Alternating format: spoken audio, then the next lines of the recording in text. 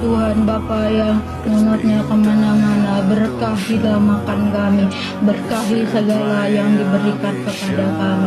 Ya Tuhan Bapa, ya haleluya, haleluya. Cuek. Nah, baru boleh dimakan. Bismillahirrahmanirrahim. Yang benci kalian, ingatlah bahwa aku lebih dulu dibenci dunia. Mereka membenci aku maupun Bapakku. Ini semua memang harus terjadi, supaya apa yang tertulis dalam hukum mereka digenapi. Mereka membenci aku tanpa alasan. Penolong akan datang, yaitu Roh yang menyatakan kebenaran tentang Allah dan berasal dari Bapa. Aku akan mengutusnya pada kalian dari Bapa, dan ia akan bicara tentang aku. Kalian juga akan bicara tentang aku, sebab kalian sudah bersetuju.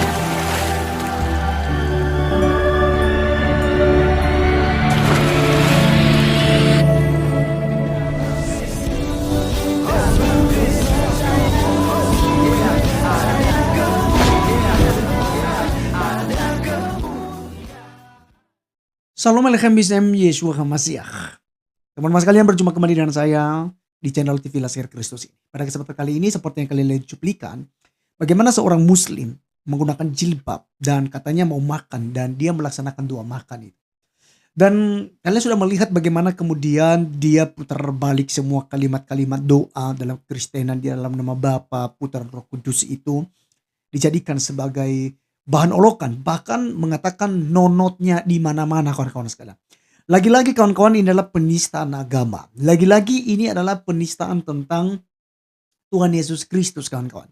Ya, sama waktu itu juga kan viral itu. Bagaimana kemudian itu si Ustazah Uniriva, kemudian ada Nora Aritonang yang kemudian mengolok-olok juga tentang nonot daripada Tuhan Yesus Kristus kawan-kawan, yang kemudian mereka jadikan bahan lelucon ya kawan-kawan ya. Jadi sampai hari ini mereka tidak disentuh oleh hukum. Baik Nora Aritonang maupun juga dengan si Uniriva. Sampai saat ini mereka aman-aman ya. Tidak ada masalah, tidak ada persoalan-persoalan. Jadi ini sangat miris sekali. Tapi kalau kita lihat sebaliknya, itu kalau Kristen yang melakukan, jangankan itu saja ya, yang baru-baru viral tentang seorang murtadin dari Aceh yang bernama tersadarkan di akunnya, ya itu si Dedi. Dia hanya mengatakan bahwa sebelum Nabi Muhammad menjadi nabi, ya itu istrinya cuma satu. Lalu setelah menjadi nabi, istrinya banyak. Oh iya, dia dilaporkan kawan-kawan. Katanya ini menghina Nabi Muhammad katanya. Padahal kalau kita lihat realita, memang benar-benar Nabi Muhammad itu ya ada yang bilang istrinya itu 9. Ada juga yang katakan lebih begitu ya. Jadi saya tidak tahu bagaimana konsep mereka selalu menuduhkan penistaan agama. Dan itu langsung dilaporkan ke polisi dan ini sedang dicari kawan-kawan. Artinya bahwa ketika orang Kristen berbicara terkait tentang agama mereka, itu mereka langsung marah kawan-kawan. Meledak dan mereka mau ingin laporkan. Bila perlu mereka geruduk. Dan mereka akan hakimi sendiri. Itu yang sering terjadi ya di negeri Konoha ini. Nah, kawan-kawan, bagaimana sikap kita sebagai seorang Kristen untuk menanggapi orang-orang yang kemudian nyinyir, menghina, menistakan kepada Tuhan Yesus Kristus? Ya, kita nggak perlu tanggapin terlalu aneh-aneh. Kita lihat di cuplikan video film Tuhan Yesus tadi, ya. Kalau kita dibenci, ingat. Mereka sudah lebih dulu membenci daripada Tuhan kita Yesus Kristus ketika dia menjadi manusia, kawan-kawan.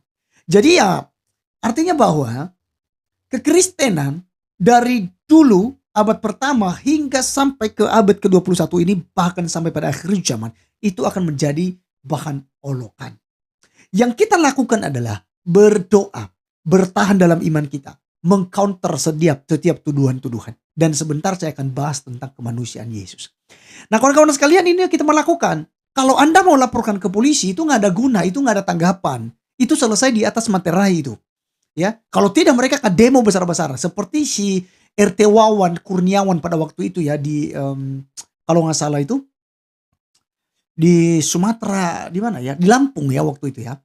Jadi sudah jelas itu membubarkan orang beribadah itu kan itu itu hukuman ini ya, berat hukumannya. Tapi mereka demo besar-besaran, dibebaskan kawan-kawan.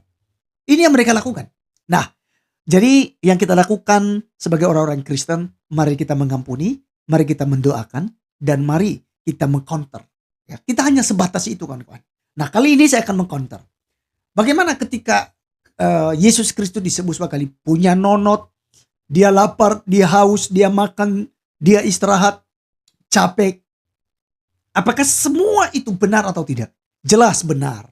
Karena Yesus Kristus yang adalah firman Allah yang bersama-sama dengan Allah sejak purbakala, bahkan dia sudah ada pada kekekalan, bersama-sama kekal dengan Allah Bapa, lalu dia menjadi manusia. Ketika dia bergenosis, dikatakan dalam bahasa Yunani bergenosis, dia mengambil rupa seorang manusia, kawan-kawan sekali. Firman menjadi manusia. Yohanes 1 ayat yang ke-14. Ketika dia menjadi manusia, kawan-kawan, maka dia merasakan seperti yang dirasakan oleh manusia pada umumnya. Jadi kalau dikatakan apakah Yesus punya jenis kelamin? Yes, dia berjenis kelamin laki-laki. Dia lahir sebagai laki-laki di antara orang-orang Yahudi. Dia adalah Mesias, kawan-kawan. Jelas, kemanusiaan Yesus itu benar ada. Tetapi yang menjadi persoalan adalah jika itu dijadikan sebagai bahan olok-olokan. Ya kan? Nah, ini yang menjadi masalahnya. Kalau memang misalnya bertanya tentang kemanusiaan Yesus, ya silakan aja gitu ya. Tapi ketika kayak nonotnya itu, ya seperti Juma waktu itu ya, bagaimana dengan spermanya Yesus gitu. Ya, dibuang kemana, dan aduh banyak bahasa-bahasa kotor di situ. Tapi mereka aman-aman saja. Video itu beredar di media sosial, tapi itu aman-aman, kawan-kawan. Nah, jadi tentang Yesus Kristus, kawan-kawan, dia adalah firman Allah yang telah menjadi manusia. Ketika dia menjadi manusia, apakah dia tetap Tuhan? Apakah dia tetap Allah? Yes. Karena di dalam Yesus ada kepenuhan kealahan. Makanya kekristenan percaya bahwa Yesus Kristus memiliki dui natur, kawan-kawan. Ya. Dia memiliki dui natur. Natur manusia dan natur ilahinya. Ya. Makanya kita katakan sepenuhnya Allah, sepenuhnya manusia. Mari kita melihat ayatnya dalam Filipi 1 ayat yang ke-19. Filipi 1, Kolose teman-teman ya. Kolose 1 ayat yang 19. Kita melihat dalam Kolose 1 ayat 19. Karena seluruh kepenuhan Allah berkenan diam di dalam dia. Dan oleh dialah ia memperdamaikan segala sesuatu dengan dirinya. Baik yang ada di bumi maupun yang ada di surga.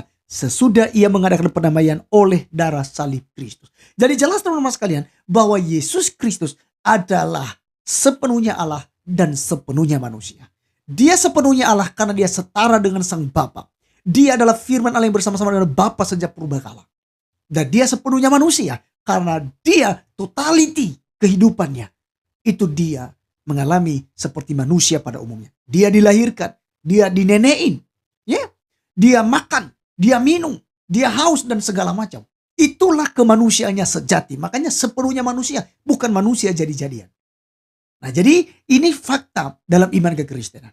Jadi apakah dia Tuhan? Yes. Karena Tuhan itu gelar kepenguasaan yang diberikan kepada Yesus Kristus. Dia adalah sebagai raja, nabi, imam. Maka diberikanlah gelar kepadanya kurios. Ya. Nah, kurios ini itu menunjukkan kepada pemilik. Dia sang pemilik dari segala sesuatunya. Makanya dikatakan di sini bahwa dialah yang memperdamaikan segala sesuatunya dengan dirinya, kawan-kawan. Maka ketika Anda percaya kepada Tuhan Yesus Kristus, maka Anda diperdamaikan dengan dirinya, dengan Sang Bapa. Maka kita tidak akan binasa. Sesuai janji dalam Yohanes 10 ayat 28, dia akan memberikan hidup kekal kepada kita. Dan tidak seorang pun yang merebut kita dari tangannya. Kemudian teman-teman di dalam Kolose pasal 2 juga ayat yang ke-9 dinyatakan demikian juga. Sebab dalam dialah berdiam secara jasmaniah seluruh kepenuhan kealahan, kawan-kawan. Jadi dalam jasmania Yesus Kristus itu berdiam seluruh kepenuhan kealahan. Ini ayatnya sangat jelas sekali. Dan kamu telah dipenuhi dalam dia, dialah kepala semua pemerintah dan penguasa. Karena dia adalah Tuhan. Di atas segala Tuhan. Nah teman-teman sekalian, memang apa yang dikatakan oleh Tuhan Yesus kepada kita. Kita yang pengikut Yesus akan dibenci. Yesus Kristus juga dibenci. Para rasul juga dibenci. Dan kekristenan sampai pada hari ini. Ketika Anda siap ikut Yesus, Anda harus siap memikul salib Anda sendiri, teman-teman sekalian. Karena akan tiba saatnya, kita akan dikucilkan, kita akan dibunuh, dan orang yang melakukannya akan menyangka dia sedang berbuat bakti bagi Allahnya. Makanya jangan heran kawan-kawan, mereka teriak demi nama Tuhan mereka. Allahu Akbar katanya. Mereka tutup gereja, mereka hancurkan gereja. Ya, mereka gunakan kata-kata itu kawan-kawan. Kenapa? Karena Yesus sudah mengatakan itu di dalam Yohanes pasal yang ke-16 kawan-kawan. Ayat 1-3. Saya bacakan. Semuanya ini kukatakan kepadamu supaya kamu jangan kecewa dan menolak aku. Kamu akan dikucilkan. Bahkan akan datang saatnya bahwa setiap orang yang membunuh kamu akan menyangka bahwa ia berbuat bakti bagi Allah. Mereka akan berbuat demikian karena mereka tidak mengenal baik Bapa maupun aku. Jadi kawan-kawan sekalian, mereka tidak mengenal Bapa kita, yaitu namanya Yod-He-Vav-He. YHWH kawan-kawan sekalian. Itu namanya. Dan mereka tidak mengenal Yeshua HaMashiach atau Yesus Kristus Tuhan kita. Mereka tidak mengenal baik Bapa maupun Anak. Padahal kawan-kawan sekalian, untuk Anda bisa sampai kepada Allah yang benar, Anda harus melewati Tuhan Yesus Kristus. Yesus katakan, akulah jalan, kebenaran, dan hidup. Tidak seorang pun yang bisa sampai kepada Bapa di surga kalau tidak melalui Tuhan Yesus. Anda mau masuk surga harus melalui Tuhan Yesus Kristus. Jadi teman-teman sekalian, tetap kuat dalam iman kita. Diolok-olok, diejek, dianiaya, bahkan kita dibunuh demi Injil, demi Yesus Kristus. Tetaplah bertahan sampai pada kesudahannya. Alkitab berkata, yang bertahan sampai kesudahannya akan selamat. Tuhan Yesus memberkati. Sampai ketemu di video berikutnya. Salam.